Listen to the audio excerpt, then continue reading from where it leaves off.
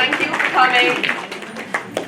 So welcome to the celebration of 60 years of the Friends of the Altadena Library. I'm the current president, Claire Newman, and the whole of the Friends board have worked really hard to put this evening together, and hopefully you'll all have a chance, or have had a chance already, to look at the wonderful displays that they've organised, giving an idea of the history of the library, as well as enjoying the refreshments. So please continue to enjoy the refreshments during the evening.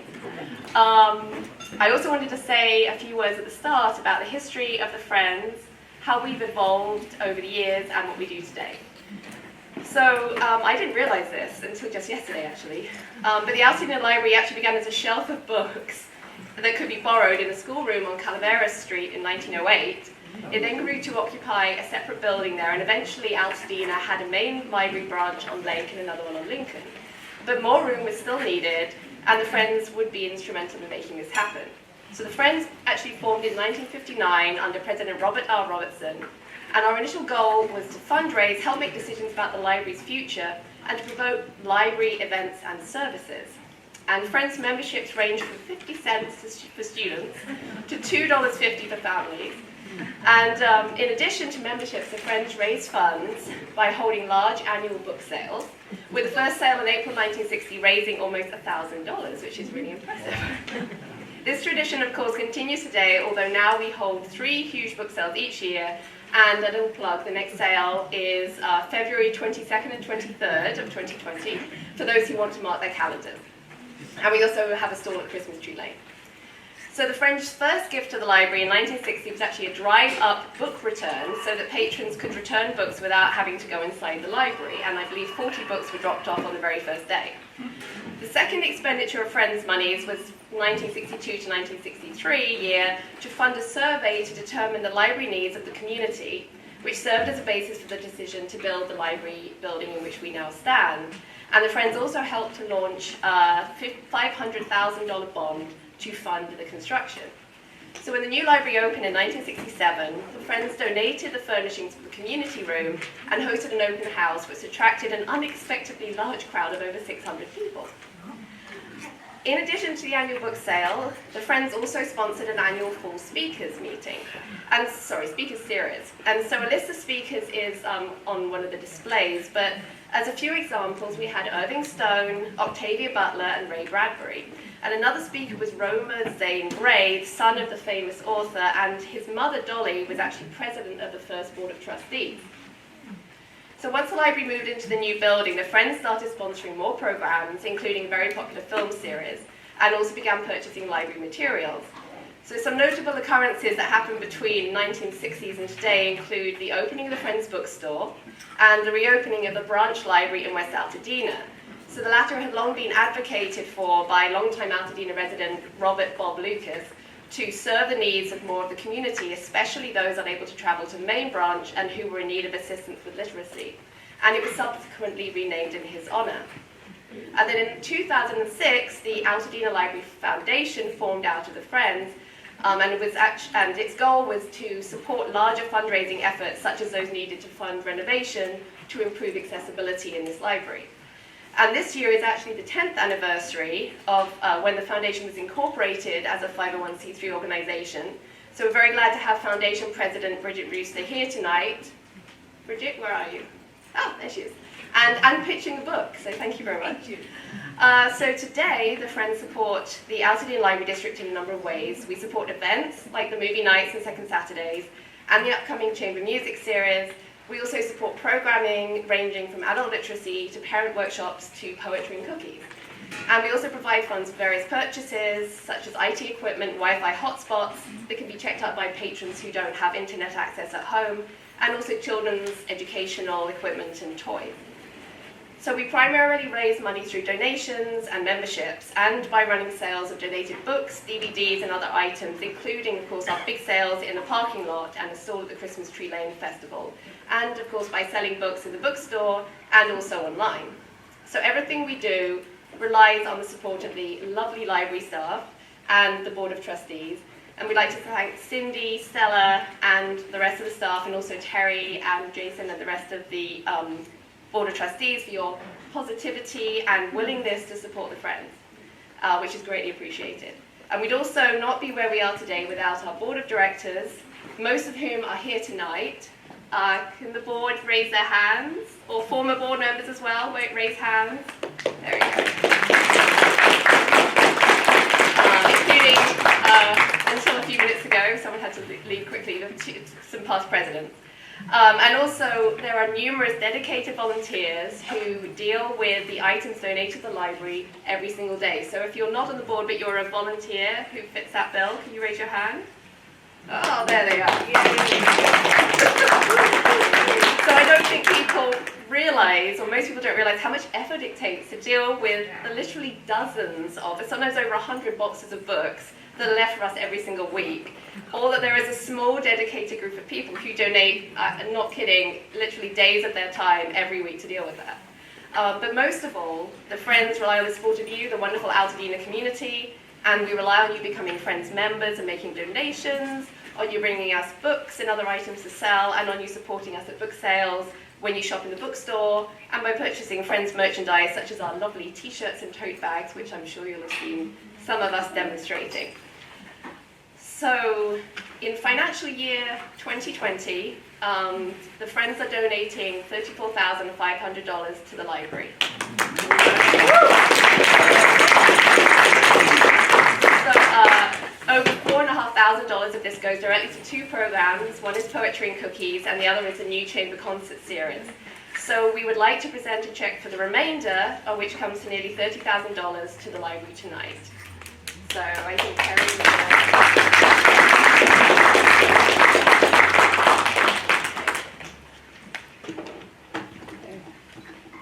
Thank you very much. Usually the big checks, I know. so you can see that. We decided we just do this for one Get a close up with That that. is okay. Trust me, this one's a better one than the big one. This one you can catch. No. Oh, yeah. While I'm up here, don't worry, I won't lose that. I would like to also reciprocate with an award that or a plaque that we furnished from the Altadena Library for 60 years of service from the Friends of the Library. I'd like to present that. Oh, great.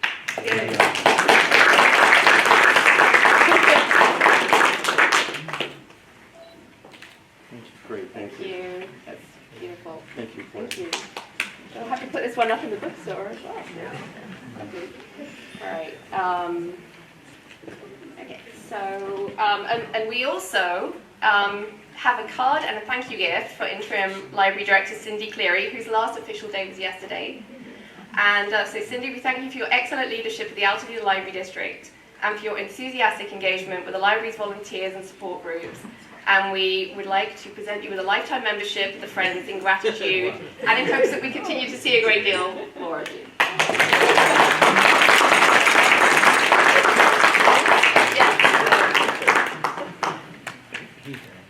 And I'd just like to say a library is as strong as its supporters, and I have never worked with a more dedicated group than the community in Altadena, the Friends of the Library, the foundation, but thank you to the Friends for your 60 years of service to the library. It's been amazing to work with you for the last 8 months, and congratulations. Thank you for this.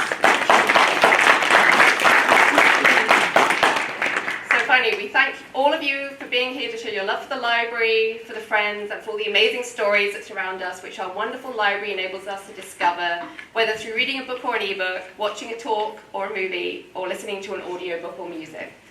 And on the subject of stories, I am delighted to introduce the Friends' very first book pitch party. I hope this will be the first of many.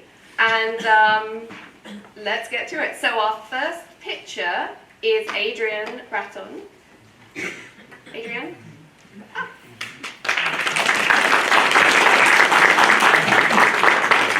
Who will be pitching her own book. Oh. Strike, My First Biography, Emmett Ashwood, Baseball Umpire by Adrian Bratton.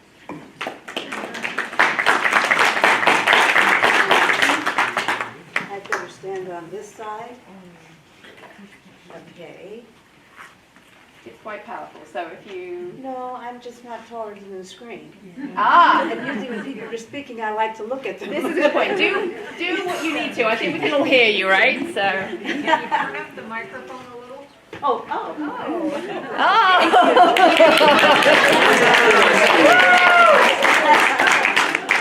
Wow.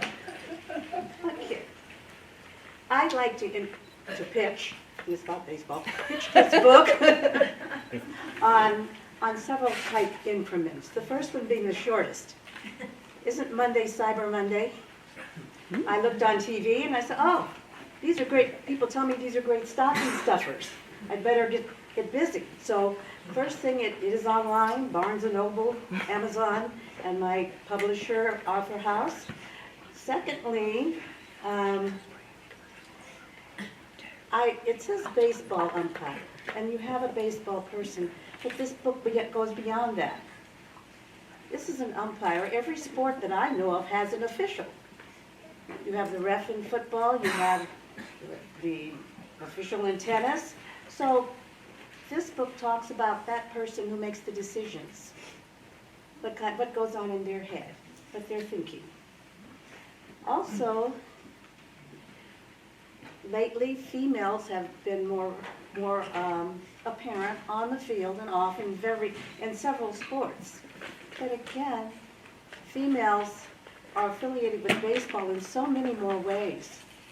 Like, I'm the daughter of an umpire. There was a wife of an umpire. You have sisters and brothers. You have everyone in the home, possibly. And if you have children in high school or college, you're still involved in that sport, male or female. So that's three aspects. Now to get to the characteristics of the book.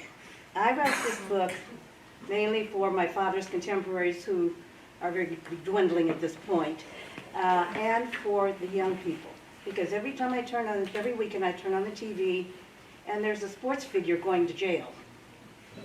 And when I grew up, the sports figures were on the Cheerios box, the Wheaties box.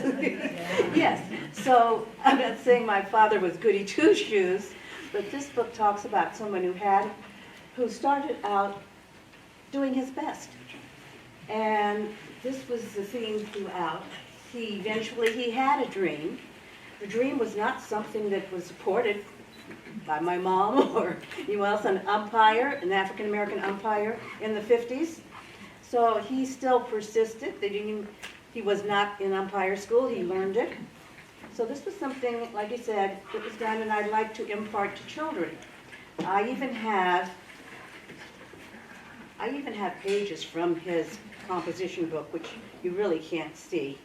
But and you see the nice penmanship, which that is something I don't think we talk about nowadays in school. There are the A's for the homework. So you have what he was doing in school, and this is one of my favorite pictures. I just may walk. Haven't been any educators in here. You can look at this classroom, and you can tell my dad's in the corner. Now, he tells you who he's going to be first thing when he walked in the door, as opposed to this guy up here. So, like you say, a lot of children's achievement begins young. And it's important that they try and do their best young, because you never know what they want to be. He didn't know he wanted to be an umpire, but when the time came, not only was he physically prepared, because he participated in sports locally at Jefferson High School in Los Angeles, but he was prepared education-wise and with dealings with people. So that was one thing that, like you say, the main thing with the children's book was to give them a sports figure who was not in the news the wrong way and who started working early. And as far as, and I want to see children playing the game of life by the rules and being happy, leading happy, successful lives. And I think the longest term result is the person standing here in front of you. Because I take after my dad. Thank you.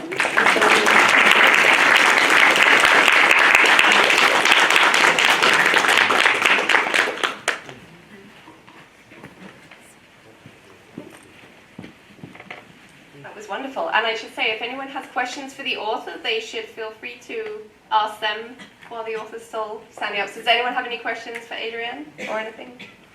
You know, it's not mandatory. Someone said to me, well, what if someone wants to know more? And I don't know where the 2 minutes were, but if anyone wants more information, I donated all of the photographs that I had, memorabilia to Chapman University, so it's in its library and online for anyone who wants to research or look it up. Also, the physical memorabilia is at the Institute of Baseball Studies at Whittier College. Oh, great. In conjunction with the Baseball Reliquary. And currently in the works is a documentary. I was just interviewed a month ago. SoCal PBS will be the distributor and wants to air next year, but it's still funding.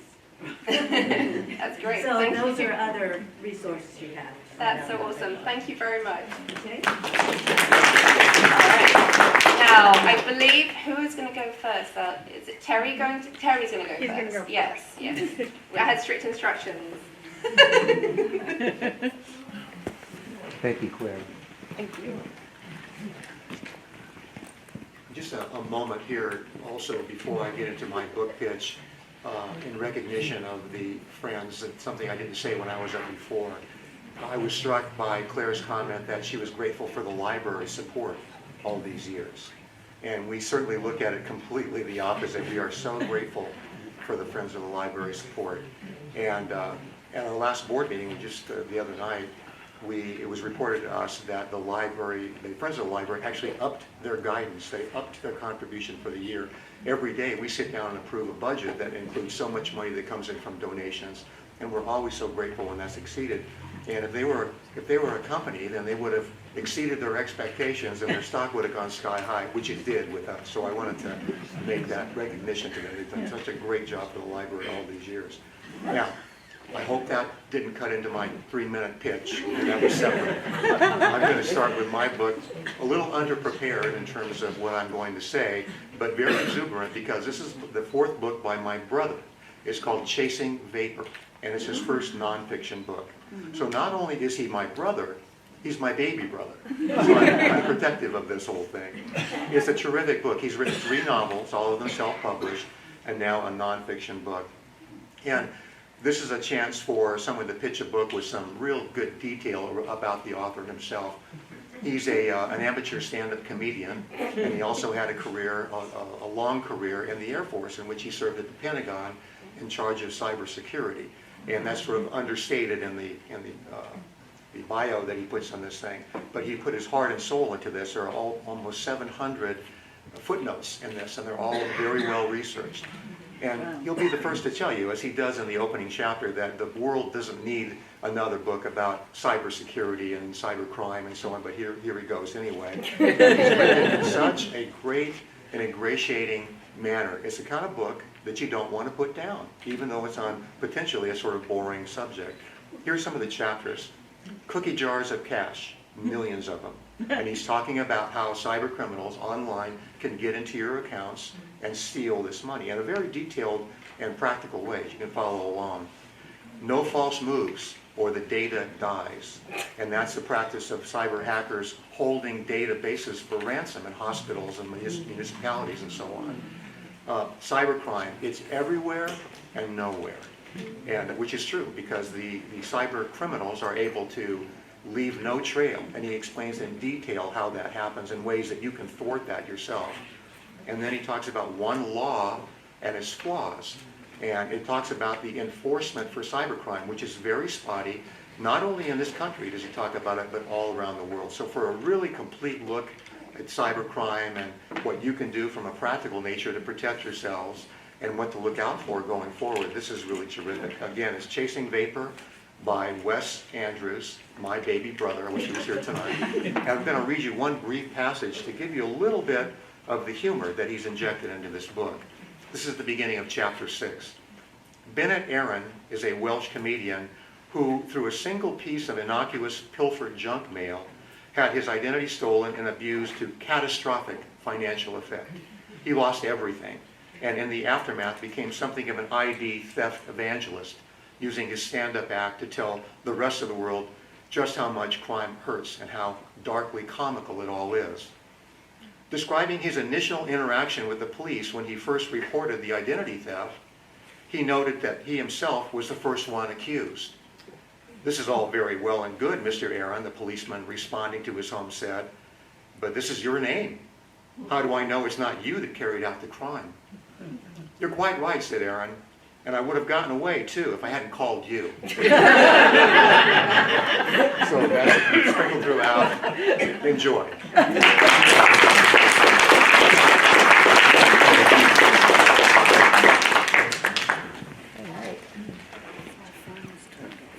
That's great. So is he writing the sequel now?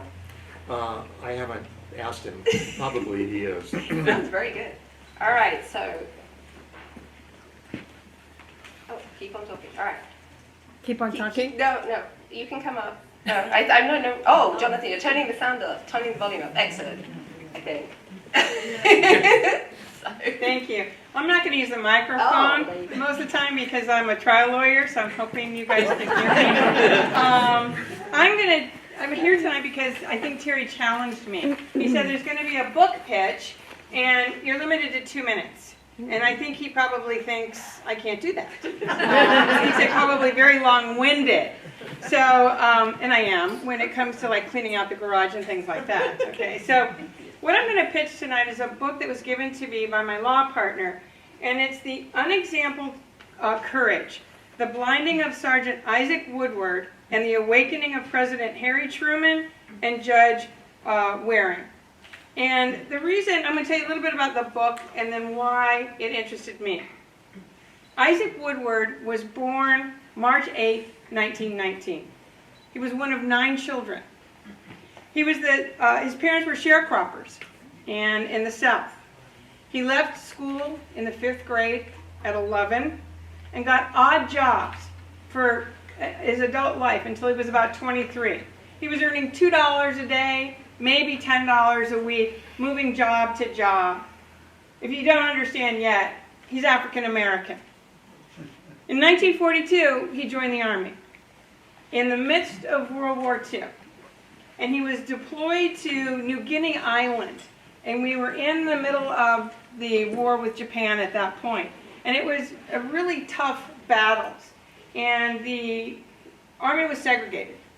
And the African American soldiers were in very dangerous positions, loading and unloading and providing backup support for the all-white military. He had an outstanding record. He went from a private to a sergeant during his deployment. He got medals. And he rose to the pinnacle of what you could do at that time as an African American soldier in the Army. He is discharged honorably and is heading home. First gets to New York and he's heading south to South Carolina, to his home. He's released out of Augusta, Georgia, and he boards a Greyhound bus on his way home to Winnsboro, South Carolina. Now, during the war, even though the military was segregated, African American soldiers and white soldiers bonded. A lot of lines of segregation fell down because these men were so dependent upon each other for their lives. So he's on this bus, and the men aren't sitting in a segregated fashion, and they're laughing, they're cajoling. You have white soldiers, you have black soldiers, they're drinking a little, because that's what you do when you get released, and he's on his way home. Well, Greyhound bus had a rule that, they didn't have bathrooms on the buses at that point in time, and they had a rule. If a passenger had to use the restroom, you stop. And they get off at the nearest stop, and they use the restroom. Well, Sergeant Woodward needed to use the restroom. And there was a white bus driver who didn't like this cajoling and this mixing of races on the bus. And he certainly didn't like Sergeant Woodward saying, "You got to stop the bus." Because at that point in time, nobody's given this white bus driver orders about what to do with his bus. So he does stop the bus. And he calls the local sheriff. And he says, "I got an unruly," I'm sure there were more pejorative terms used, "but this black soldier on my bus." So the bus driver comes and, Sergeant Woodward's been in the service. He's learned to stand up for himself now. He's no longer just a sharecropper's son. And he talks back a little bit to the sheriff. What happened then is he's beaten. And in those days, the sheriffs and a lot of law enforcement had what they call this leather pouch. And in the leather pouch, it was shaped like a baton. They would have shot or rocks. And they would beat people. So Sergeant Woodward, a decorated veteran who served the United States in World War II, is beaten to the extent he's blinded. Then he is put into a hospital, doesn't get benefits because supposedly he engaged in misconduct. What happened then is people started hearing about the case. President Harry Truman, who we don't talk about much anymore, heard about this. And he told his Department of Justice to bring a civil rights case, a criminal civil rights case. So they're in South Carolina. Do you think they had an integrated jury? No. No. Sheriff is brought up on charges. He's acquitted. And what happened then is the judge in that case, who was the son of a Confederate soldier, white judge, Jim Crow laws in place, decided that this was so outrageous that it moved him considerably. And he moved from being a white Jim Crow judge, now this is a federal judge, so they're appointed for life, to fighting for and bringing to bear very significant civil rights cases and judgments in his courtroom. And because he's appointed for life, he can't be removed, can't be impeached without misconduct. And the cases that he did changed the course of civil rights in South Carolina. And it also, there was a dissent that he did that was the foundation for Thurgood Marshall to later bring Brown v. Board of Education. So he got to be very close with the NAACP and Thurgood Marshall, and he decided to stand up after his whole life of being a segregationist to say this isn't right in our country. The case about Sergeant Woodward also moved Harry Truman to say we can no longer have segregation in the Army. So it is a fascinating book for me. I am a trial lawyer, and my prior career is I was a criminal federal prosecutor prosecuting civil rights cases. And so for me, when I read the book, it's not fake news. Now, the witnesses lie. Well, that happens. We all know that. But it's a trial record. So I'm delving into this trial record, which I thought was just amazing and well documented. It was written by a federal judge in the South, and the courthouse was renamed for Judge Waring, who actually was the trial court judge in Sergeant Woodward's case. So why is it important to me? I lost a civil rights case. And it was really upsetting to me when I lost a civil rights case as a prosecutor. Not because I'm a trial lawyer and I want to win. It's because I didn't feel that I could persuade that jury that this was important. And it is still important to our country that we enforce civil rights and that we do it through the rule of law. So that's one reason why it was important to me. I felt for these prosecutors and this judge in this courtroom. Secondly, it's not fake news, it's real news, and it's real facts, which I think is important. It's a reminder of the struggle for civil rights in our country for all, not just African Americans, but for other people who have not or are having difficulty obtaining civil rights.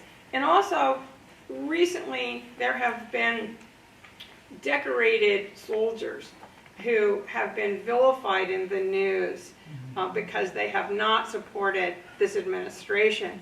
And that should not happen. You can disagree with people. You can have a civil discourse of your disagreement. But the belittling of a service to a nation, I think, is significant, and that is what happened here. It's also a story of changing attitudes. Sometimes we believe we're entrenched in our positions. And to be able to change your attitude like Judge Waring did, and listen and say, this moves me. This has to change. And no one expected that of him, of course. And he did. He made it change. So it's a book it's important to me because they're changing attitudes, and that we too can change our attitudes and listen and have more of a civil discourse. So I would highly pitch it. And the last thing I would say is there's so many times that when we think about civil rights, we think about the big players. And I don't want to belittle Martin Luther King or any of those other big players, but Isaac Woodward, this soldier who was blinded, and this brave judge in the South who decided that he was not going to allow all of this discrimination in his courtroom. Those are the little players that changed our nation and will continue to change our nation. So I'm pitching it really hard. I think it'd be a great book for high schoolers to read. It's tough because it's an in-depth record, but it would be a great book for high schoolers to read. So thank you. Thank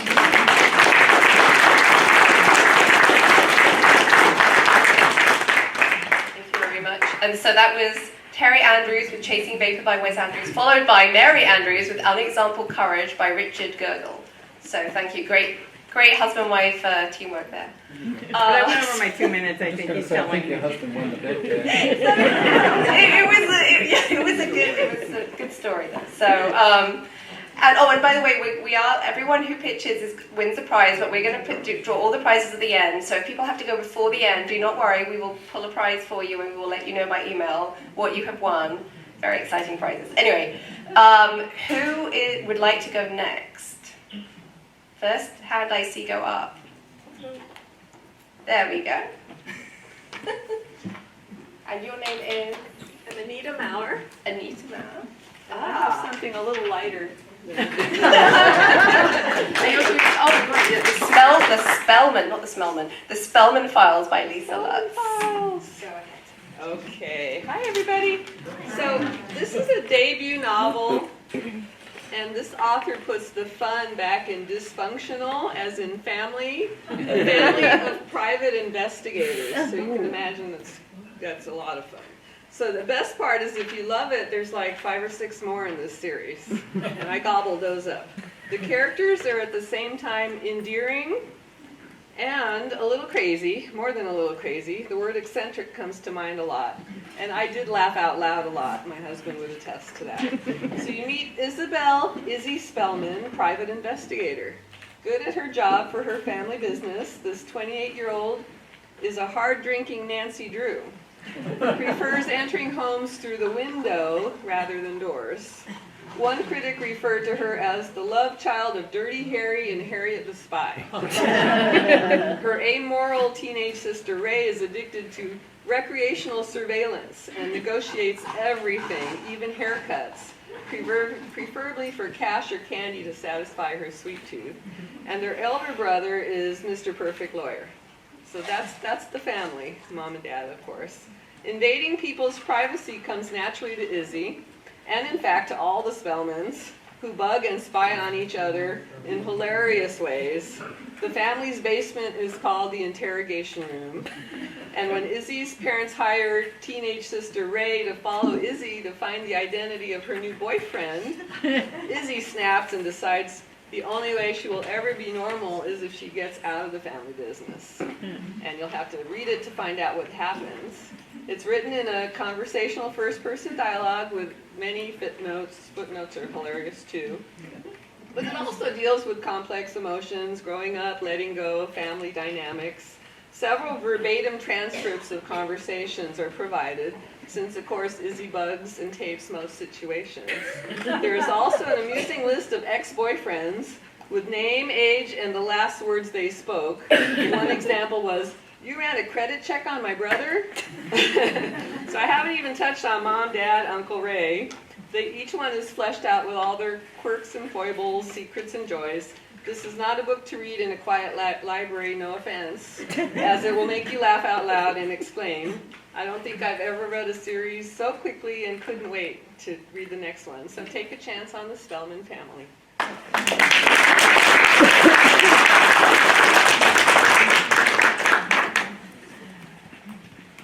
That sounds great. I really want to read that now because I love that kind of book. Are there any pets? Are there any private detective pets? No? Oh, I figure that with maybe all the books about cat detectives have filled in that niche. All right, who would like to pitch next? Come on.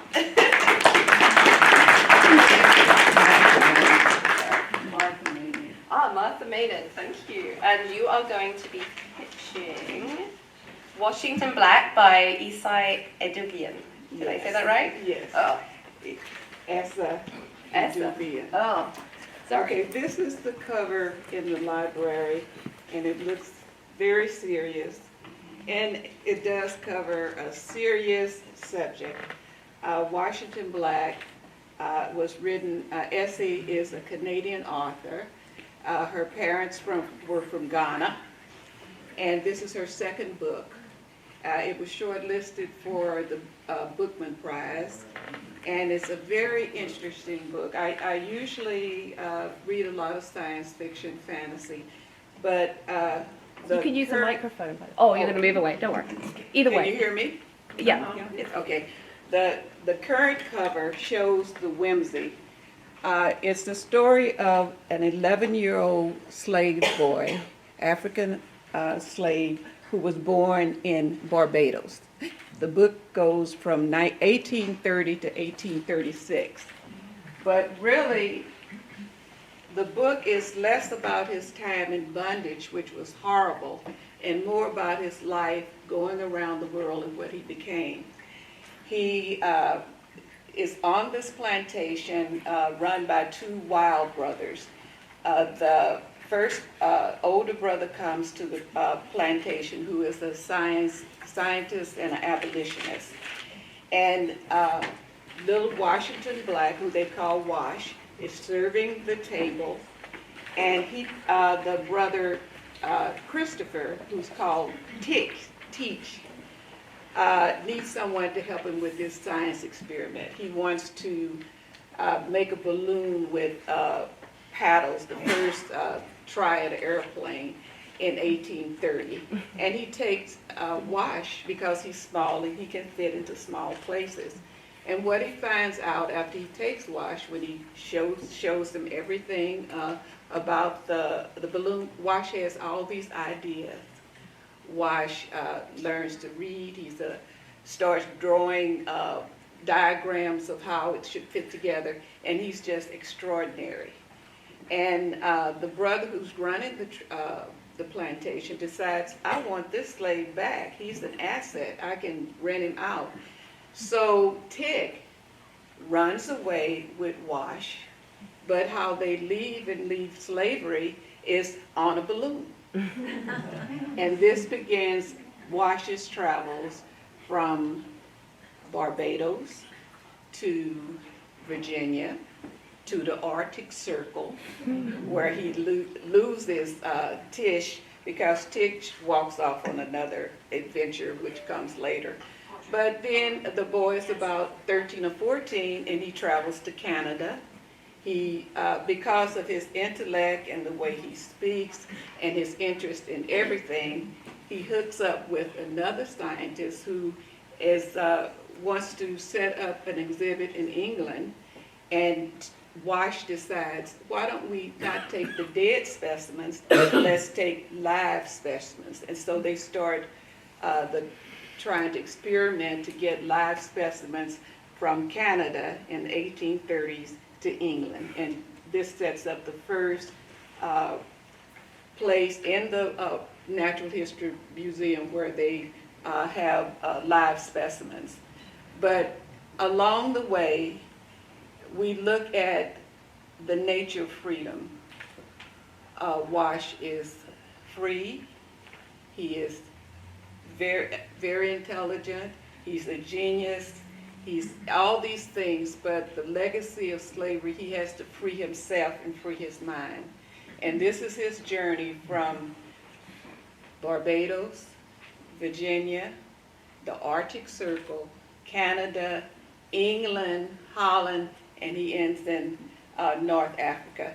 It's a beautiful book, and I do want to mention that I love to read. I've just started experimenting with audiobooks, and this one I used audiobook, and it was read by Dion Graham, And I think I'll love audiobooks from now on because this man had the sexiest voice. I would be in bed listening to Wash, and I said, Wash, where is Dion? So anyway, it's a lovely book, and it was a wonderful journey.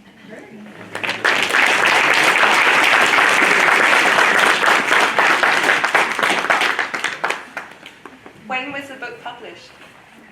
It was published last year in 2018. Oh, great. And do you know, and there is a copy in the library already? This is your copy. Oh, right. Oh, and I think all of the books pitched tonight should hopefully be in the library collection very soon if they're not in there already, which is wonderful. And we're very grateful to the library and Stella for doing that for us. All right, so next pitch. Who would like to go next? Oh, Sharon. So you can. Will be next after Sharon. So Sharon, you're going to be pitching the 1930 unrevised edition of The Hidden Staircase by Mildred Wirt, and I thought, that sounds familiar. And then you wrote under the pen name of Carolyn Keene. I was like, aha. Aha, yes. Perhaps some of you grew up with the yellow Nancy Drews. And I'm here today to pitch the other one, the blue books with the orange silhouette. If you don't know this history, I think it might be an interesting piece of fact. The yellow books have 25 lively chapters of model adventurousness by the young Nancy Drew. But the blue ones have 25. And here's the mystery. These books were first written, created and owned by the Stratemeyer Syndicate, which was founded by Edward Stratemeyer, who left the company to his daughter Harriet when he died.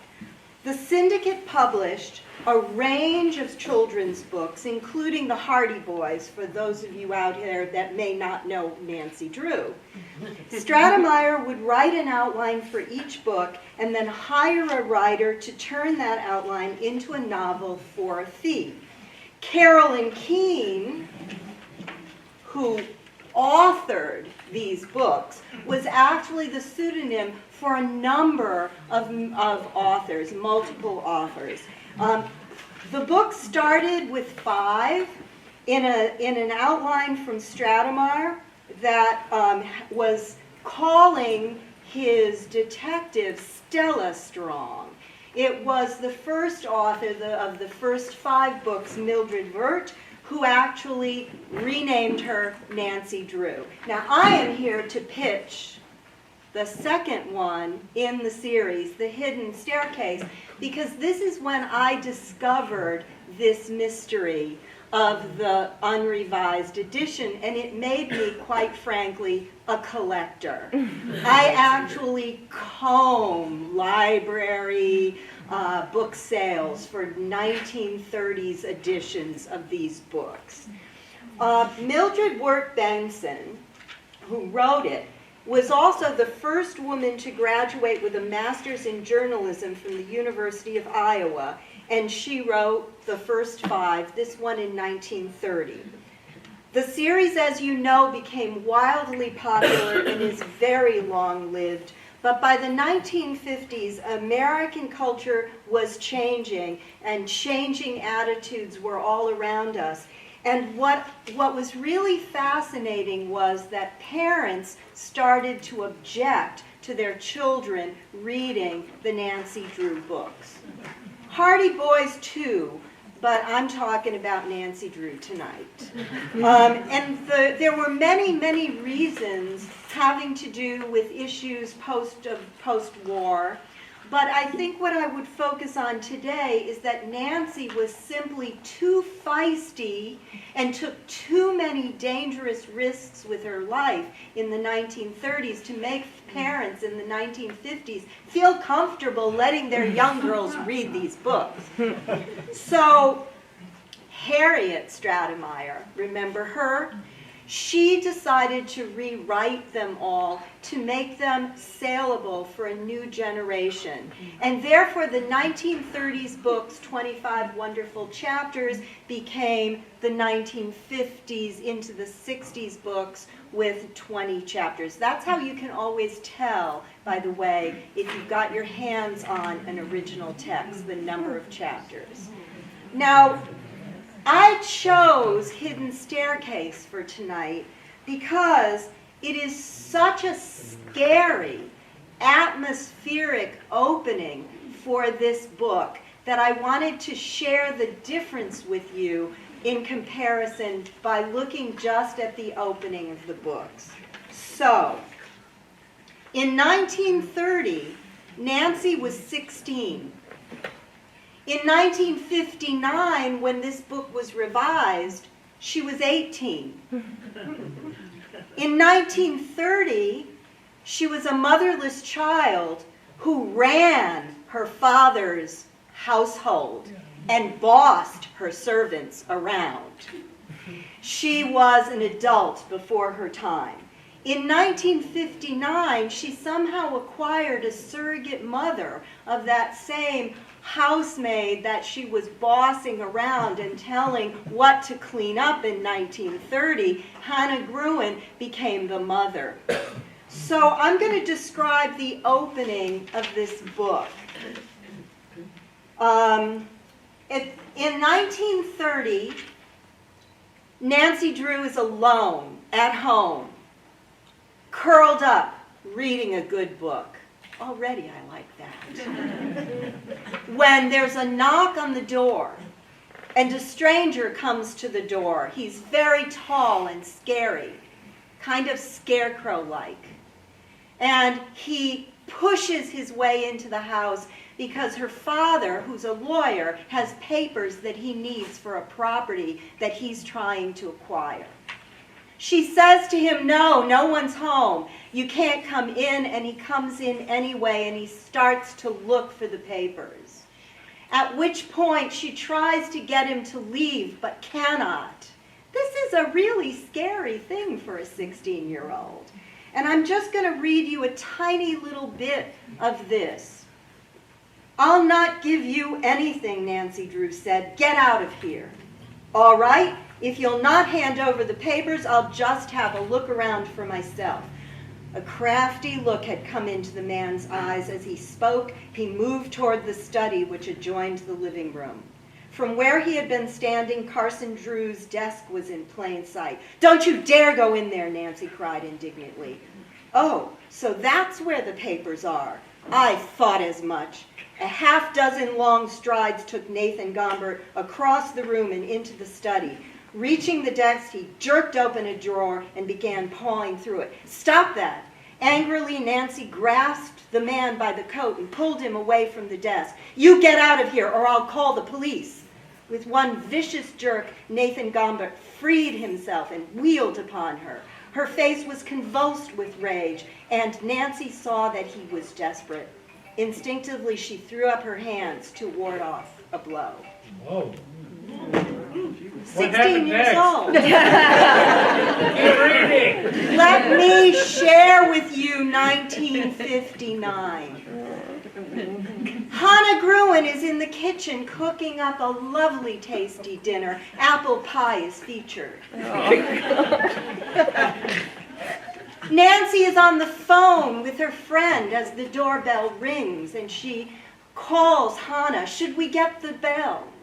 Hannah comes in and opens the door to a stranger, small, stocky, concerned. They invite him in. I'm looking for papers for my father, and they sit him down in the living room. When he starts to get a little bit more nervous about the papers that he needs, the two women get feeling threatened. So, here is a little snippet of 1959. Annoyed by the man's insolence, both Nancy and Mrs. Gruen angrily stood up. The housekeeper, pointing toward the front door, said, "Good day, Mr. Gombert." The caller shrugged as he too arose. "Have it your own way, but don't say I didn't warn you." He walked to the front door, opened it, and as he went outside, closed it with a tremendous bang. Well, of all the insulting people, Hannah snorted. I invite you tonight to go back and take a look at the time machine that is Nancy Drew of 1930. It's worth a read.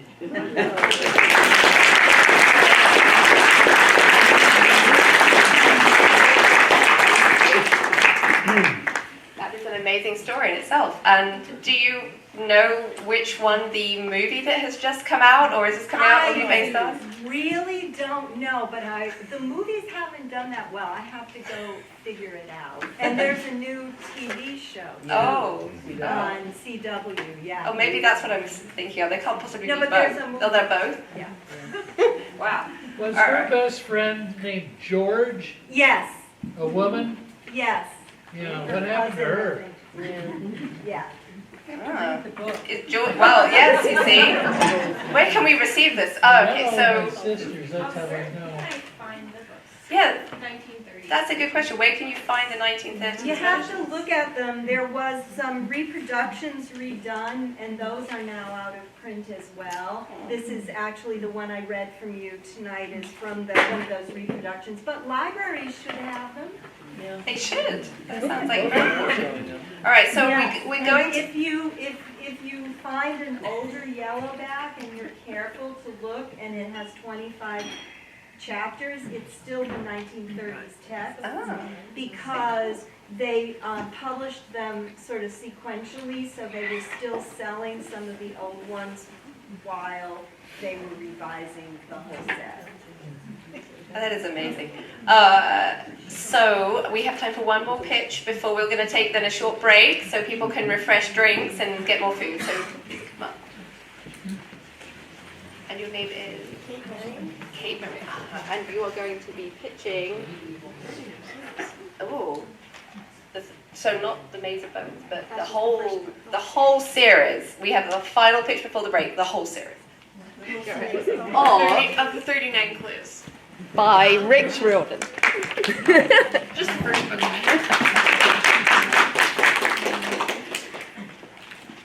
So, on another lighter note, this is a junior high series. It is over 30 books long, or just under 30 books long, and that's separated into 3 series. It's one of the ones that's all by different authors, so very difficult to find in a library. You have to be careful and look it up ahead of time. I made that mistake. So it's great for all ages. Adults, children, especially children, adults too. It is a story of Amy and Dan Cahill, who after their parents died when they were very, very young, and they've sort of been being brought up by their grandmother, who at the beginning of the first book dies. And in her will, she gets all the family together for her funeral, and she tells them there's a prize, and it's the secret to our family's history and our power. And there are 39 clues that you have to find to get it. So this sets a bunch of teenagers off on a hunt all over the globe for these 39 clues, which they have no clue what they are. They're given a clue that's like Benjamin Franklin, and they're like, okay. And they all go off on these wild adventures.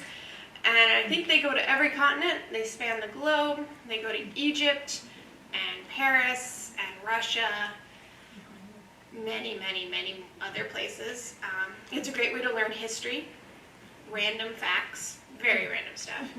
There's a whole book where like you just learn everything there is to know about Mozart, and then you learn about Russia and the Tsars. And it's great. It's a very nice adventure book, again, for all ages. The audiobooks are great. You will learn a lot that you never knew you wanted to know. And then you'll tell it to people, and they'll be like, where did you learn that? And you'll be like, there's this book I'm reading. And they're like, can I read it? And you're like, yes. Here's how the series goes. All different authors, again, so be careful if you're trying to check it out in the library. So there are 3 series, and they're all numbered 1 to whatever it is. So the first time I read it, I read the first book of the first series, and then the second book of the second series, and then the third book of the third series, which is very confusing if you decide to do it that way. Wouldn't recommend it. Google helps with all the titles. So if you like adventure books, if you like random knowledge, if you're tired of long books that are very hard to read and very adult, read the 39 Clues. You'll love it.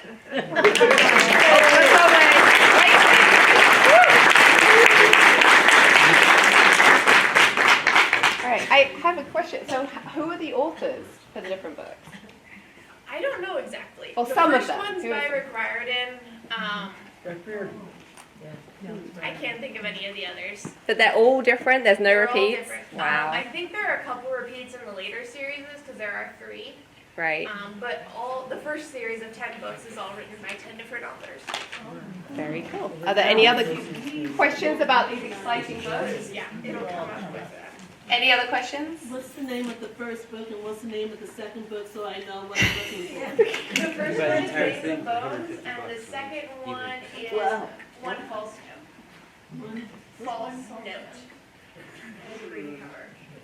All right. And yes, Google and Goodreads are very useful for reading stuff in order. And never ever trust what's in the front of a book, because sometimes they put them in the most bizarre order or they put them backwards, and I hate that. Anyway, so we're now going to take a short break and go and get something else to drink or refresh your plates, and we'll come back in 15 minutes. And everyone who has pitched in the first half, if you would like to come up, we can draw your prizes, because I just realized if your prize happens to be a t-shirt, you may need some time to pick your t-shirt. So going to restart. So who is going to pitch next? Anne-Louise Bannon pitching her own book, Death of the Zanjero. Zanjero, sorry. Just came back from Spain. Oh, don't feel bad. No, seriously, when one of the city history librarians pronounces it Sanjero, you know, it's kind of a thing. Anyway, I'm Anne-Louise Bannon. Imagine Los Angeles in 1870. It's a dry, arid place when life was cheap and water could cost you everything. Death of the Zanjero. We knew the value of water in Los Angeles. Back when our great city was just a tiny pueblo, water was scarce, and our farms and ranchos were at the mercy of what the heavens provided. Back then, we paid handsomely to irrigate our fields and vineyards. Back then, the most powerful man in the pueblo was the zanjero, or water overseer, and sadly, often the most corrupt as well. Such was Bertram Rivers. I had thought he was my friend. That's the voice of Maddie Wilcox. She's narrating her memoirs about this incident when Bert Rivers' body floats up out of her zanja or irrigation ditch. This puts her on a chase to find the real killer because he wasn't drowned. And it's a chase that she takes up first to get justice for Rivers because she doesn't know what a scumbag he really was. Hey, you have to learn. Anyway, and also finally to protect the one person in the pueblo she absolutely knows did not do it. Regina Medina, the most notorious madam in the pueblo. Great name. It's a chase that will tax Maddie's intellect, her very belief in human nature before she's done. This is the first in the Old Los Angeles series. The second is Death of the City Marshal. This is based on a real incident in Los Angeles history. We are celebrating, by the way, the 150th sesquicentennial of the Los Angeles Police Department. It was set up by the Police Commission, I believe, December 1869. My fact maven over there. And the very first police chief was William Warren. He was known as the city marshal at the time. And on October 31st, 1870, So 149 years ago, Warren also became the first police officer to die in the line of duty. He was shot by his own deputy, Joseph Dye, in a dispute over a hooker. That's the honest to God truth. Now, in Death of the City Marshal, Maddie is, of course, on hand to deal with things, but I did massage the fact a little. Warren in Death of the City Marshal does not die of the bullet wound because you can't really have a whodunit if you know whodunit. So he dies, something else kills him, and Maddie has to go find a person who is willing to do the most extreme of all crimes just to save his place, a home. Anyway, that's Death of the Zonjero, Death of the City Marshal. Two of these are going to go to whoever's got the handling the acquisitions right at the moment. Otherwise, you can always see me about a copy or two. I've got them back there.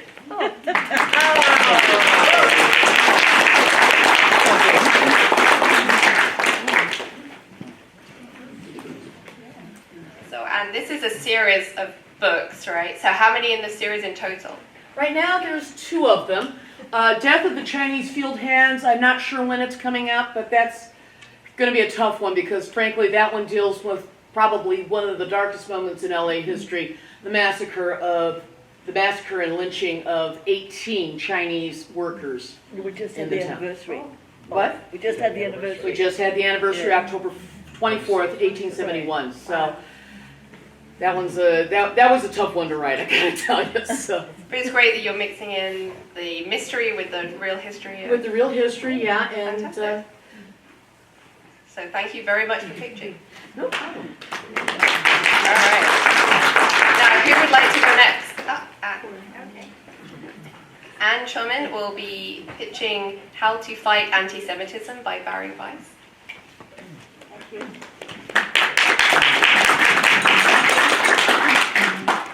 So this book is written by Barry Weiss, How to Fight Anti-Semitism. It's a short book, about 200 pages.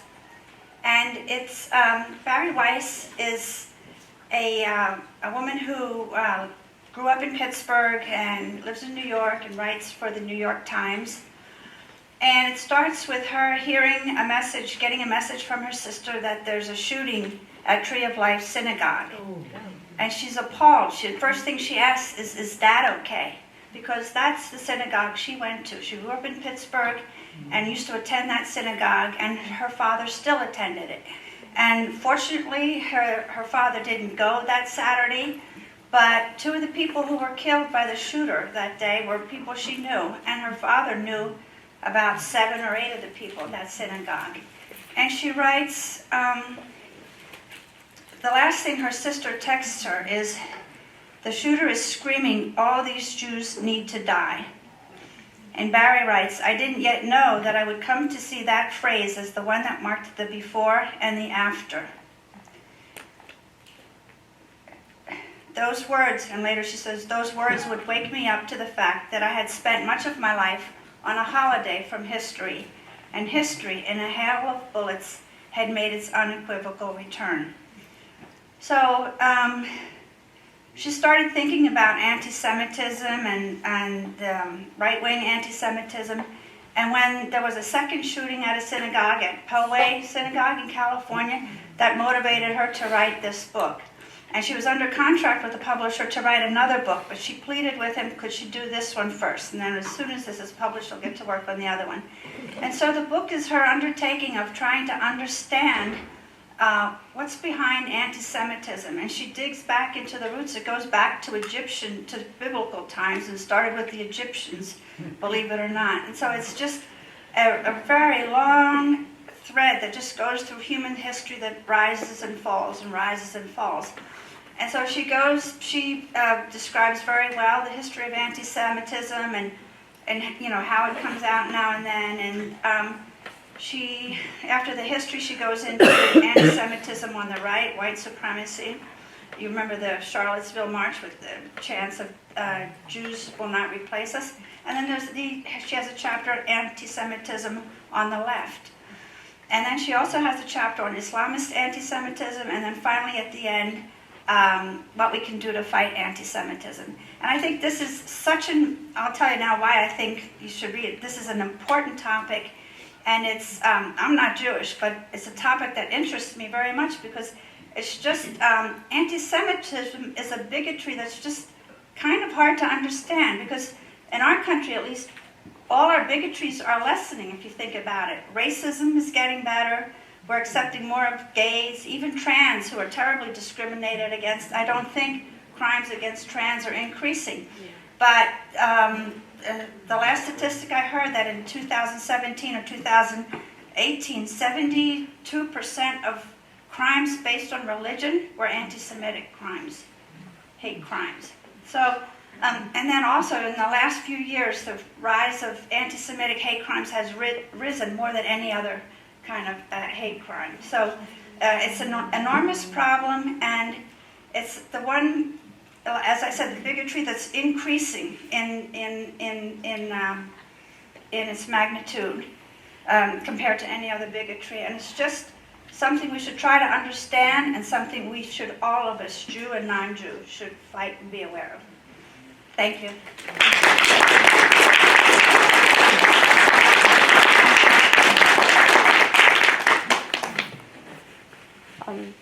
Did she mention George Soros in the book and George Soros? Yeah, the bigotry against sort of targeted I don't at think him. so. Because I was just reading an article about how that's kind of so targeted towards his Jewish identity. It's amazing that. Anyway, thank you for pitching that. So who would like to go next? I just had a question. Okay. What is anti-Semitism? Like, what does it mean? It means a prejudice against Jewish people, against Judaism and Jewish people. Any other questions? All right, next pitch. Yes. Great. Rachel? No, Sue Duquesne. Oh, Sue Duquesne. Sorry. And you are pitching? The Myth of the Robber Barons. Excellent. A new look at the rise of big business in America by Burton W. Folsom Jr. And I stick it up here so you can look at it. That may not work. Just have to hold it. This book is fairly short, but it has 6 very gripping chapters talking about how entrepreneurialism happened in the 1800s. So I'll go through the big names that you can think of, and they might have the tag robber baron attached to them in your mind from what you learned in school. But these people actually risked their own money on incredibly difficult things to build their own businesses. And this book gives you the story of how they built their businesses and what it did for everybody else. In all of these cases, and sometimes these businesses were in direct competition with monopolies set up by the federal government.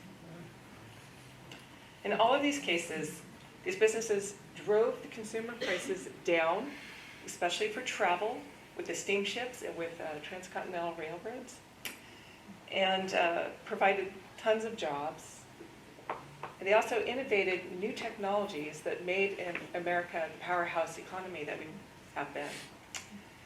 The very last chapter of the book discusses where the term robber baron came from.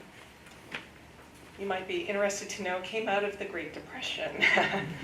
In that horrible time, there were people who wanted to tear down the achievements of 50 years ago, 100 years ago. And they were willing to respin history, basically. So that term became an alternative fact. And it was applied to these people, I think, inappropriately. So get your history facts right and read The Myth of the Robber Barons, and I think you'll regain some appreciation for people who bring things into the world that none of us thought of, and it benefits everyone.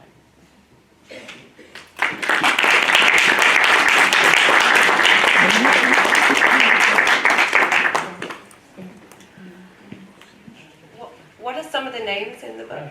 Oh, Vanderbilt, Rockefeller, James J. Hill did the Great Northern Transcontinental Railroad, the only one that was not built under Congress's funds. It was the only one that did not go bankrupt. Impressive. It sounds like a good read. Thank you for pitching it. All right, who would like to go next? Ah, Bridget. Thank you. Well, you're in the shadows, Ellen. Bridget Brewster pitching If the Creek Don't Rise by Rita Williams. Something I neglected to do earlier when we were doing this kind of thing is I represent the foundation of the Altadena Library, and we wanted to award this certificate to the Friends in appreciation for 60 years of serving this library. They do incredible things, and so much of what this library is because of what the Friends have done day in, day out, year after year, decade after decade, and we greatly appreciate it. You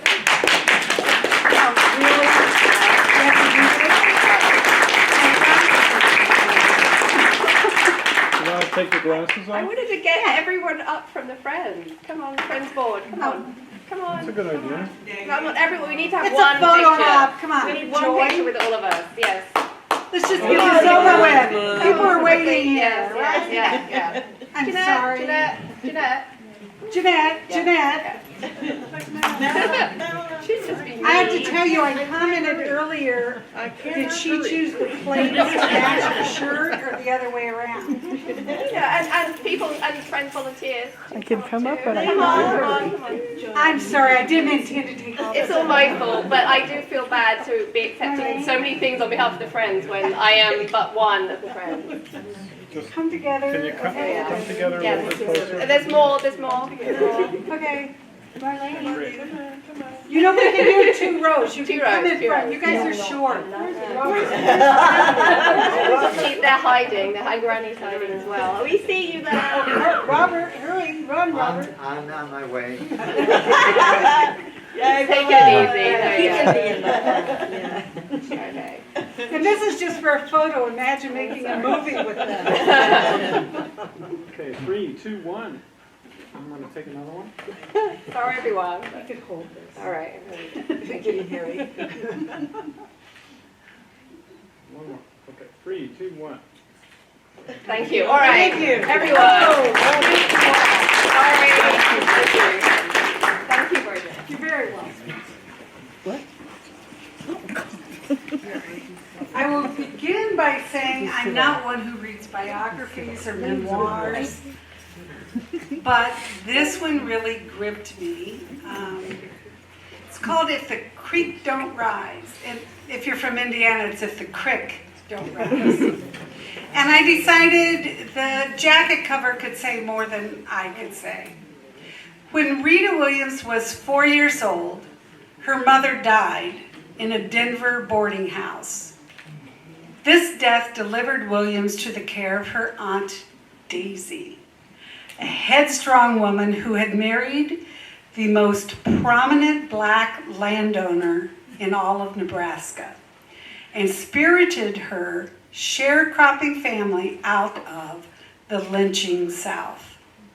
They reinvented themselves as ranch hands and hunting guides out west. But one by one, they slipped away, leaving Rita as Daisy's last hope to right the racial wrongs of the past and make good on a lifetime of thwarted ambition. If the Creek Don't Rise tells how Rita found her way out from under this crippling legacy, and instead of becoming a perfect credit to her race, she discovered how to become herself. I have to be honest, I read this book because I'm a friend of Rita's. And I had been a friend of hers for probably 2 or 3 years. And I knew she was working on a book, and I finally said, could I have a copy of your first book? She said, sure. So I want to read some of her words because she's a magnificent writer. It reads more like a novel than it does memoir. Out my kitchen window, the November wind off the Pacific whipped up light frothy waves on Silver Lake. The oddly beautiful smog season light burnished the last of the lemons, making them look much sweeter than they actually were. I was just spritzing juice on a bowl of fresh raspberries when my cat, Banana Sanchez, cool from her dalliance in the garden, settled to warm herself on the answering machine downstairs. The playback button engaged, and I heard a familiar gravid throat clearing and a deep breath and sigh. Reader, this is Rose. A pause as if waiting to see if I'd pick up. I didn't. All right, here it is, Rita. Daisy called Mary, and then Mary called me, and now I'm calling you. Daisy say she fixin' to die, and you got to come, girl. Still another pause in which my oldest sister seemed to be calculating just how frank to be with me. Don't know what you aiming to do, but I ain't going no place. An abyss opened up right there over the cutting board, backed up against the Pacific, with 2 decades between me and my life in Steamboat Springs, Colorado. But I still felt the same numb fright at a summons from Daisy. I had felt it when I first went to live with her at the age of 4. The odds that Daisy was truly fixing to die right now were probably pretty slim. The odds that Daisy was going to do this now?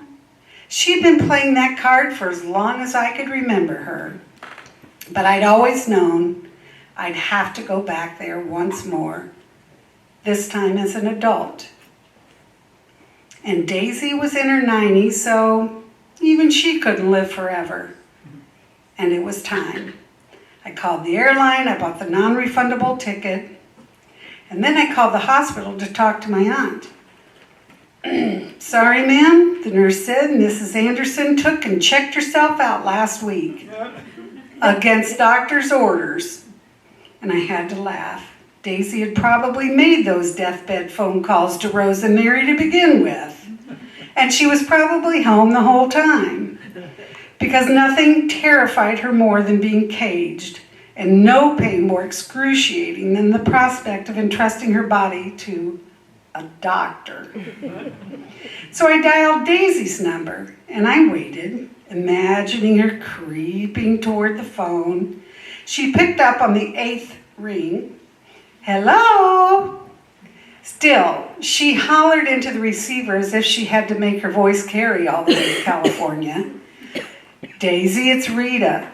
Reader, Ann? Why, good land.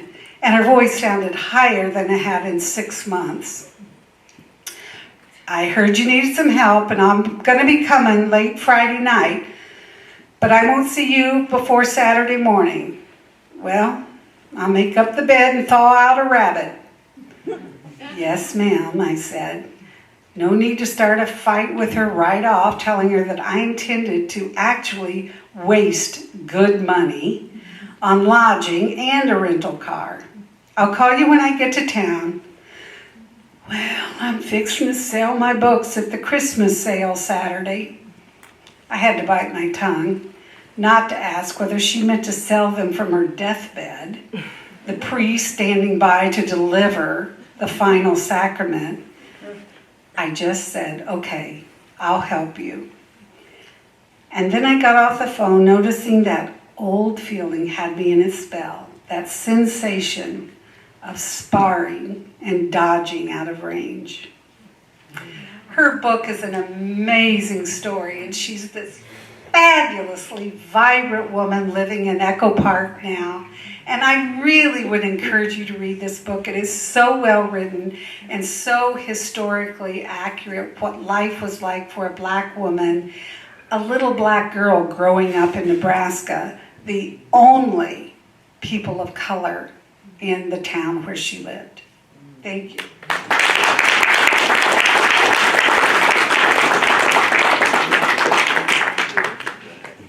Thank you, Rita. Has she written the second book yet? You mentioned it all. As long as I keep going and helping her clean the house, she'll get it done. Yes. Okay, so who is left to pitch? Come up.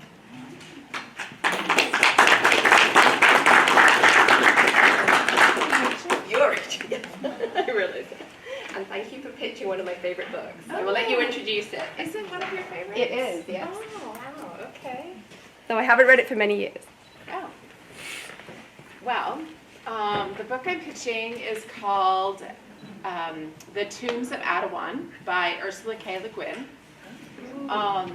I am 50 now, and I was a literature major and a reader, and I never read one of her books before.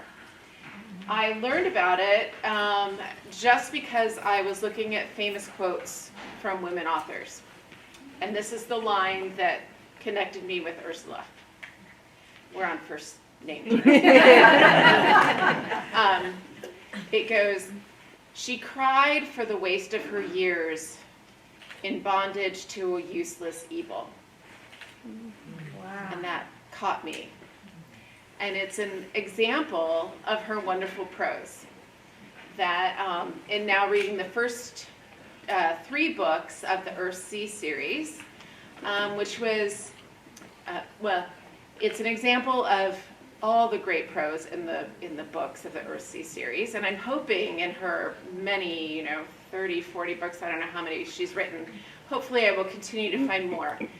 These books, the Earthsea series, were written for older teens. Her publisher wanted her to write a book that would appeal to older kids.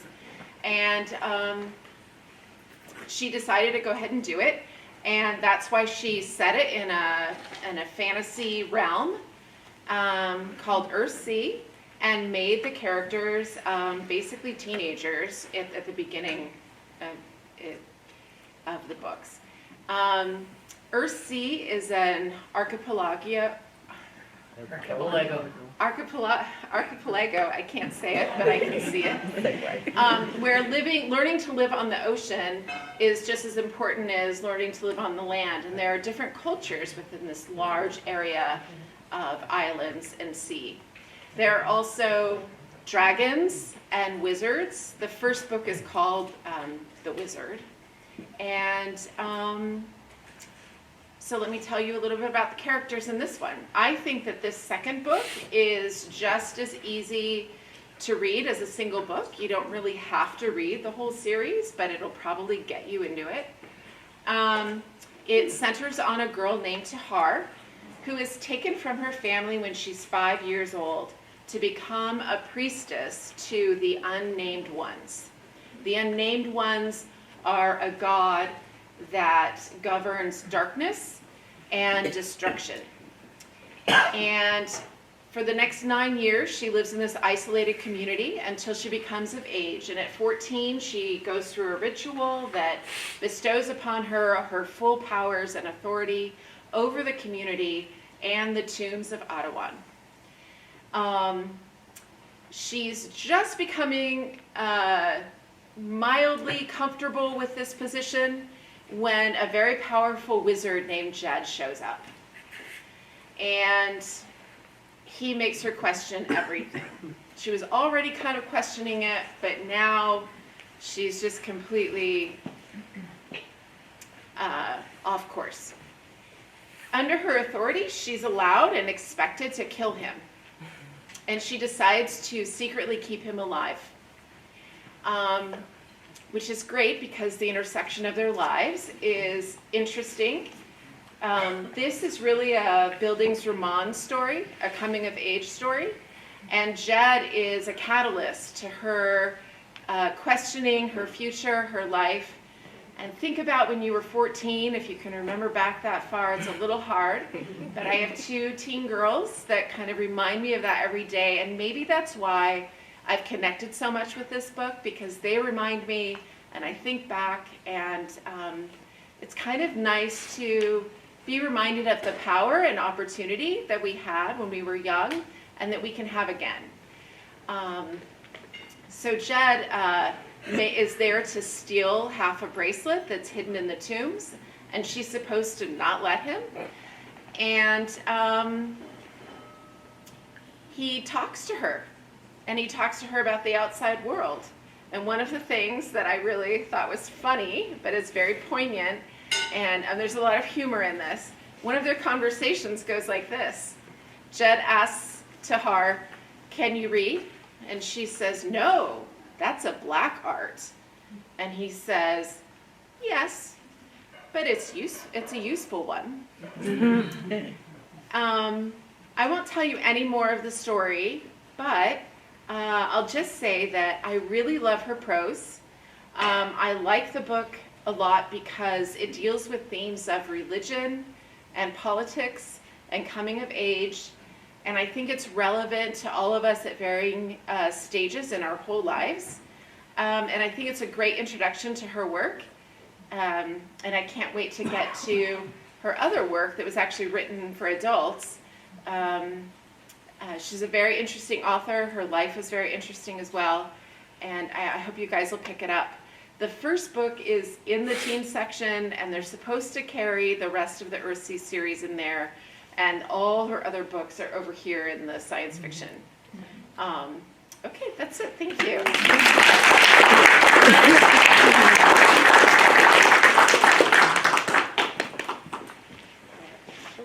Getting to do that. So I was really happy you signed up to pitch that one because I love science fiction and fantasy, and I'd already signed up to do The Scarlet Pimpernel, which, spoiler alert, is not science fiction or fantasy. So who do we have left to pitch? If you are still wanting to pitch, we have 1, 2. Bruce, are you going to pitch? Yeah. You are, all right. Yours? Sorry? We're waiting for yours. Well, no, I shall go at the end. Oh. So, well, I can go now, but I felt like I should wait till last. In case people have to leave, I want to have the maximum audience for everybody else. So, who would like to go next? Excellent.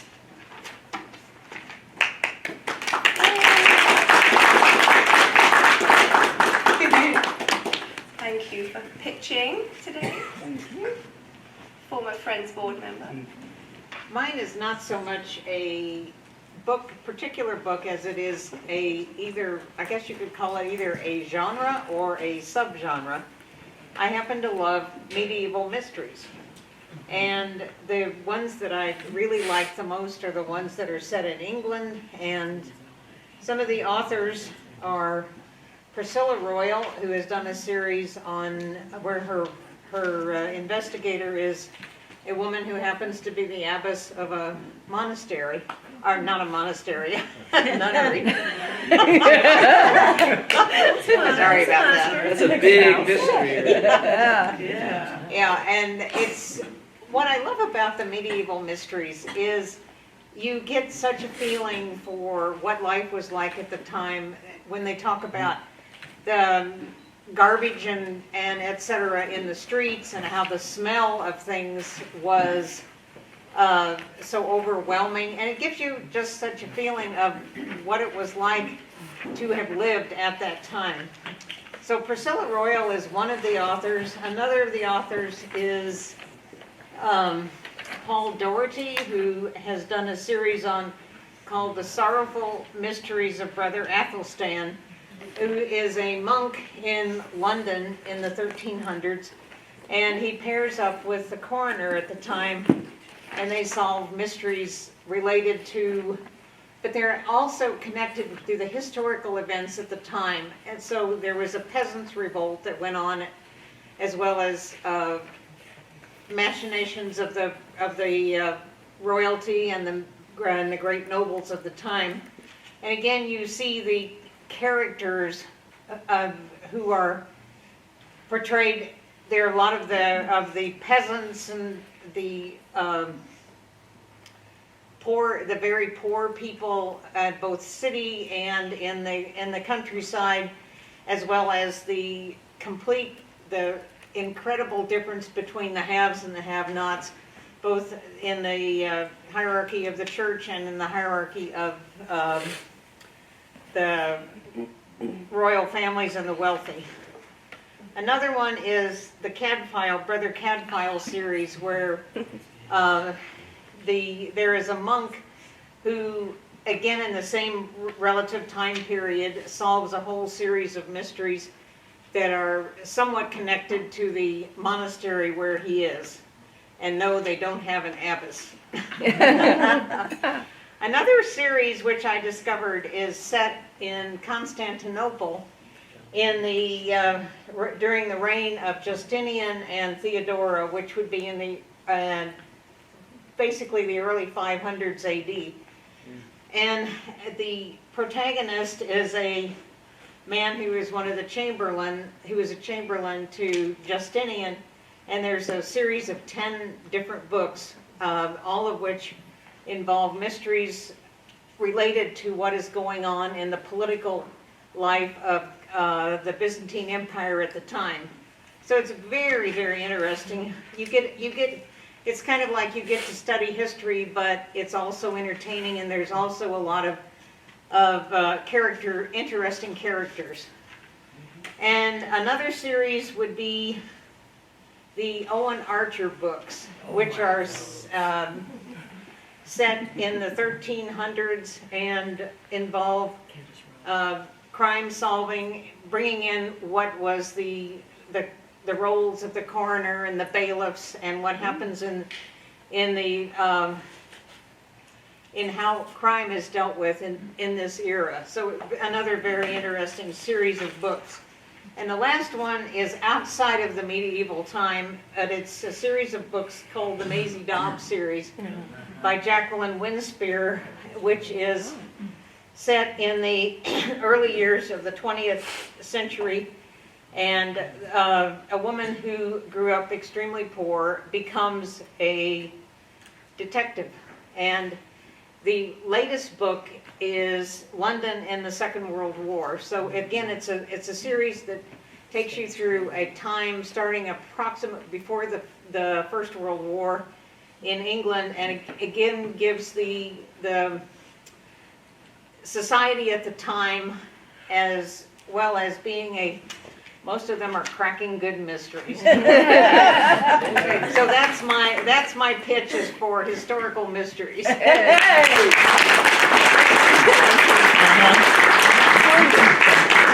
Forsberg, everyone. And so I think that's saying the library should just buy every historical mystery ever produced, and the entire series. So excellent. Okay, so Bruce, would you like to pitch next? Sure.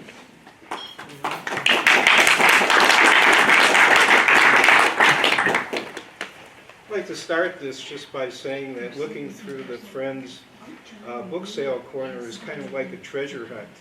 And now and then a real gem comes out of it. And the book I'm pitching now is one of those gems.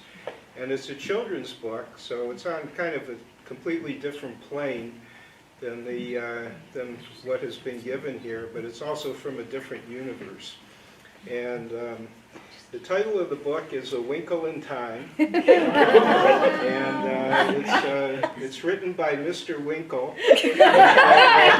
and relayed to his guardian, Lara Reagan, and the subtitle is Mr. Winkle Celebrates the Underdogs of History. And I think this is one of the most clever children's books I've ever seen. And page by page, it shows Winkle dressed in different costumes, representing different people that were shortchanged by history. And then there's a page written which is correct. I mean, it's historically correct, which kind of sets things straight. And two examples I just picked really quickly. One is Rosalind Franklin. Here's Winkle as Rosalind Franklin, who actually did the major work for discovering the structure of DNA, but her colleagues gypped her of this, and they got the Nobel Prize, but she was recognized some. So there's Rosalind Franklin. And one other one which I really liked is Murasaki Shikibu, and there's Winkle as Murasaki. And she was from 10th century Japan, and she wasn't even given a name by her parents, but she wrote, she studied and she wrote what amounted to the first novel. And it says in the book, it would be 5 more centuries before anybody in Europe thought to write a novel, and many more years before they approached Genji's Genius. It's one of the finest novels in Japanese literature. I guess you could say Murasaki Shikibu wrote the book on how to write a novel. So anyway, I think this is a great book for the children's section, and it's also interesting and instructive for adults.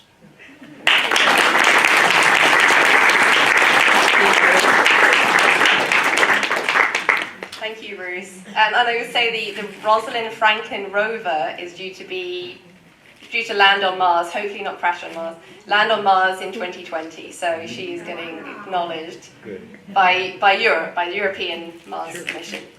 All right. I think you're our penultimate picture. Okay. Hello. My name is Lisa Bernstein, and I don't have the book with me, and I checked in the catalog, and the book is missing. But the internet saves everyone. Well, not really, but the book is called The Emperor of All Maladies by Dr. Siddhartha Mukherjee, and I hope I'm pronouncing his name right. And the book meant a lot to me. I've actually had cancer myself 3 times, and reading the book, aside from being an amazing reading and literary adventure, really helped me put a lot of things in perspective and understand that cancer goes back to ancient Egypt, and before it was found in mummies in ancient Egypt, it was found in mummies in the Andes, and so on and so forth. And I found a wonderful few paragraphs to read to you, which I think are particularly interesting given the person, I'm sorry, I don't know very many people here, but the person who read from the book about the woman who said she wouldn't trust her body to a doctor. Okay, so this is, and the book won the Pulitzer Prize. A few other things about it. It is part memoir, it is part sort of scientific and medical history, and it reads like a page turner. I heard about Carla's case at 7 o'clock on the morning of May 21st on a train speeding between Kendall Square and Charles Street in Boston. The sentence that flickered on my beeper had the staccato and deadpan force of a true medical emergency. Carla, Reed, new patient with leukemia, 14th floor, please see as soon as you arrive. As the train shot out of a long dark tunnel, the glass towers of the Massachusetts General Hospital suddenly loomed into view, and I could see the windows of the 14th floor rooms. Carla, I guessed, was sitting in one of those rooms by herself, terrifyingly alone. Outside the room, a buzz of frantic activity had probably begun. Tubes of blood were shuttling between the ward and the laboratories on the 2nd floor. Nurses were moving about with specimens. Interns collecting data for morning reports, alarms, beeping, pages being sent out. Somewhere in the depths of the hospital, a microscope was flickering on, with the cells in Carla's blood coming into focus under its lens. I could feel relatively certain about all of this because the arrival of a patient with acute leukemia still sends a shiver down the hospital's spine, all the way from the cancer wards on its upper floors to the clinical laboratories buried deep in the basement. Leukemia is a cancer of the white blood cells, cancer in one of its most explosive, violent incarnations. As one nurse on the wards often liked to remind her patients with this disease, even a paper cut is an emergency. For an oncologist in training, too, leukemia represents a special incarnation of cancer. Its pace, its acuity, its breathtaking, inexorable arc of growth forces rapid, often drastic decisions. It is terrifying to experience, terrifying to observe, and terrifying to treat. The body invaded by leukemia is pushed to its brittle physiological limit. Every system, heart, lung, blood, working at the knife edge of its performance. The nurses filled me in on the gaps in the story. Blood tests performed by Carla's doctor had revealed that her red cell count was critically low, less than a third of normal. Instead of normal white cells, her blood was packed with millions of large malignant white cells, blasts, in the vocabulary of cancer. Her doctor, having finally stumbled upon the real diagnosis, had sent her to the Massachusetts General Hospital. And I could go on. So the book is a big, fat book. And I know it was made into a TV series that I couldn't watch it because just too much cancer stuff. But the book is phenomenal, and he went on to write another book called The Gene, which I haven't read yet, but is supposed to be phenomenal as well. And by reading this book, I began to understand, like really understand, why we treat today cancer the way we do, why cancer research went this way and not that way, and what are some entrenched ways in which researchers and scientists view things and which prevent innovation, and how you have to sort of try and go against that. So it's a fascinating, amazing, incredible book, and I can't say enough good things about it. Thank you. One more thing, sorry, I have the podium. The woman who was talking about the medieval mysteries and the series, you got me thinking about one of my favorite series of all times. I never ever thought I would be interested in the Napoleonic Wars and battleships, but some people might know where I'm going with this. It's Patrick O'Brien's Master and Commander. Yes. Okay, amazing, right? So it's full of jargon about the cannons and the different types of boats and all the war terminology and the battle strategies, but they're companion books for it. But it also has history, it has beautiful writing, and it has Jane Austen type, societal stories of romance and love and what goes on. So highly recommend that series. Okay, I'm done.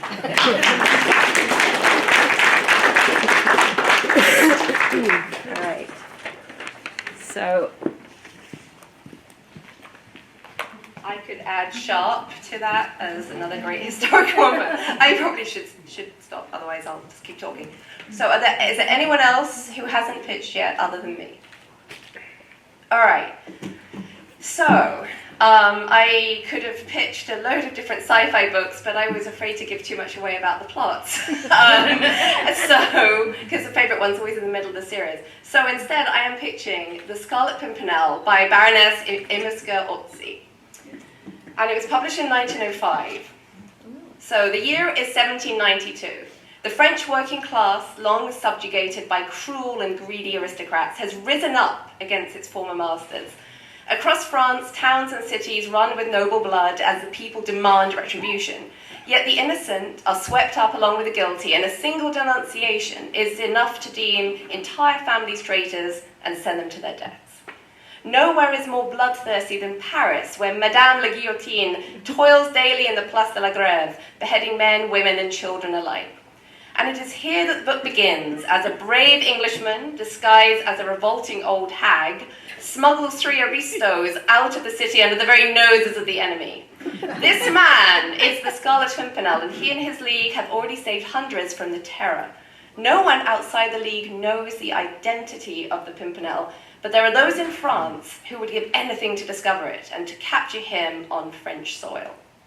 Now, the events of the book then move to a few days later as Sir Percy Blakeney, Baronet, and his wife, Lady Marguerite, arrive on the south coast of England, just across the Channel from France.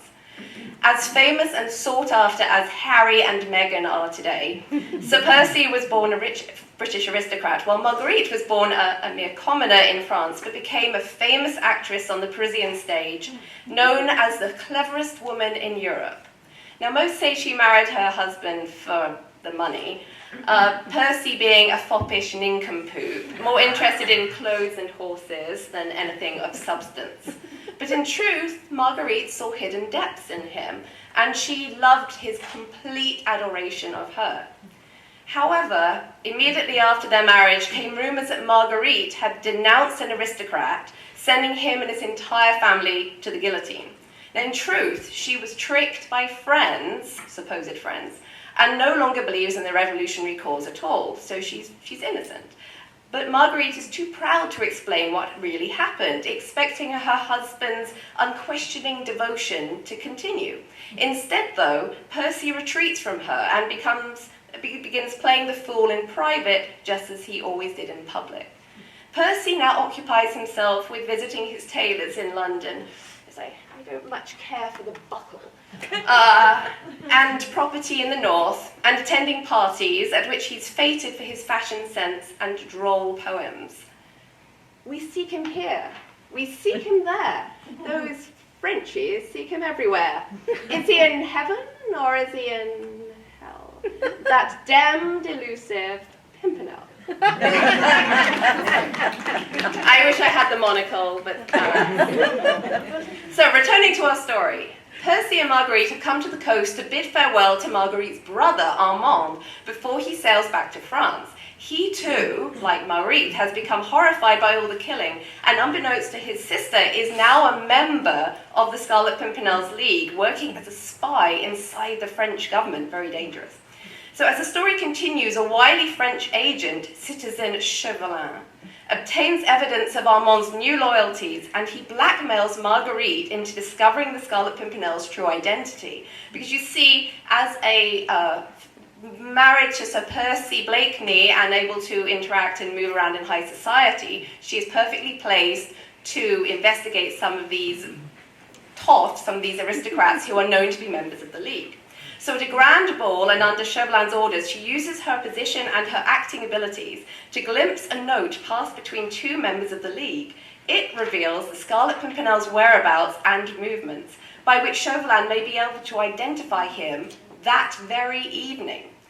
So Marguerite, here she is, torn between love of a brother and admiration for a brave stranger. What will she do? And if she betrays the Scarlet Pimpernel, how will she ever forgive herself? Especially when she learns his true identity. Now, can you guess who he could possibly be? So the Scarlet Pimpernel, published in 1905, was really the first of the hero with the weak, cowardly secret identity stories. Then came Zorro and Don Diego Vega in 1919, Superman and Clark Kent in 1938, Spider-Man and Peter Parker in 1962, and many others. So do we love these stories because they remind us that many heroes among us work more or less in secret, whether they're a spy or a researcher helping to cure cancer, and give us hope that the world may be a better place than it seems at times? Or perhaps we love them because they teach us not to judge a book by its cover, to take a second look at the people around us. Or maybe we just love those amazingly awesome revelation scenes where someone, usually the love interest, finally realizes just how incredible the hero really is. So whatever the reason, I fell in love with the Scarlet Pimpernel at 13. And I must confess it was because I saw the amazing 1982 movie with Anthony Andrews, James Seymour. But I recommend not only the book, which I subsequently read and loved as well. I recommend that and also the wonderful movie, and indeed the entire series. And I hope that I know the Scarlet Pimpernel is available in the library's collection, so I hope you will check it out. Thank you very much.